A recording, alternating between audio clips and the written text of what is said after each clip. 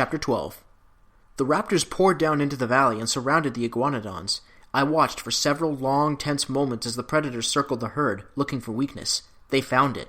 A smaller Iguanodon slipped out from between two bigger dinosaurs and stumbled on the large tree stump marking the entrance to the safe house. The raptors, led by a large raptor with red rings on its chest and back, rushed toward the vulnerable young dinosaur. The Iguanodon's foot kicked up as he tried to right himself, and something bright and shiny caught the afternoon light. The back cover of a book was glued to his foot. It was Iggy. I leaned forward, my muscles coiled, my body ready to spring, but there was nothing I could do. Nothing except get myself killed right alongside Iggy. They're dinosaurs, I thought. I'm not a part of this. I gripped the crowbar.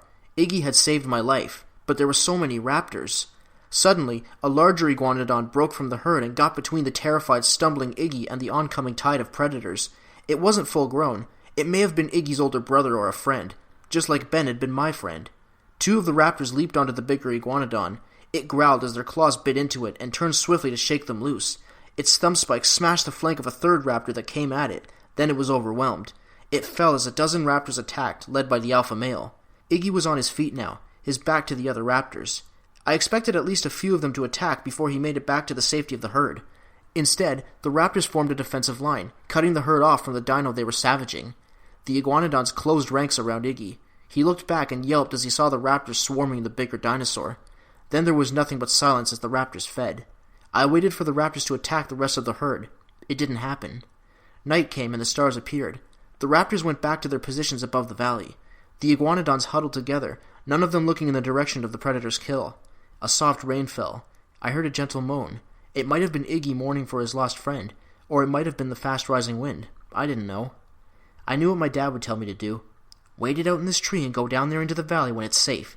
You don't belong here, and you're not a part of this, not even a little. I didn't know if I could wait it out. Maybe what I'd seen was just a warm-up for the big battle I'd expected, or maybe something else was going on. Lightning streaked across the sky. Thunder rolled. The raptors were startled. The rain became heavier, and I jumped as lightning struck a tree on the other side of the valley. The upper branches sizzled and fell. Nearby, the raptors scattered, shrieking and yipping. Then I realized, to reach the valley, I was going to need a distraction. I looked at the crowbar and pictured my dad putting a lightning rod on our roof. "You can never be too careful," he'd said. I checked out the other trees. Many were taller than the one I was in. Still, I was at risk just holding on to the crowbar. On the ground, about a dozen raptors seemed to be patrolling my side of the valley. I made my decision. Climbing to the top of the tree, I put the crowbar back in its scabbard on my back and gathered up some vines. The branches here were thinner and more brittle. One crackled beneath me, and I barely got off it in time. I heard it crashing to the ground and looked down to see if any of the raptors had heard it. None of them came my way.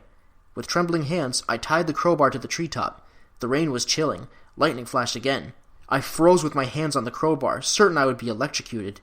The lightning arced across the sky, but didn't connect with my tree. I tied the bar as tightly as I could, then climbed down to the lower branches and quietly stole across to a branch from the tree to my left. If the tree with the crowbar was hit, I definitely didn't want to be in it at the time. I hooked some rope from my pack around a heavy branch and started tying it in place. If I got lucky and the lightning went for the crowbar, I had to be able to get to the ground fast. My hands were fumbling with the rope. I heard scuffing sounds and scratching from below. Had the raptor scented me? I had to move faster. Lightning zigzagged down from the sky. A blinding explosion tore into the tree to my right, sparks flying, leaves and branches instantly bursting into flame. Below, shrieks, squeals, and yips tore through the night. I wasn't ready. The rope wasn't secure. I heard what sounded like the breaking of a giant's back and turned to see the entire upper half of the burning tree to my right falling toward me. There wasn't time to brace myself or to think about what I should do. My instincts told me to jump, and so I did. The trees smashed together behind me, and I felt flames sear my leg. Splintered branches snapped off and whipped against me as I fell. I was thrust forward, out over the edge of the valley. The ground raced up and I hit hard, hurting my shoulder and knee. I slammed into the slope of the valley, and the world spun over and over as I tumbled downward. A figure rose up, half-turned my way. I was rolling end over end like a bowling ball, and I struck the thing ahead like I was picking up a spare.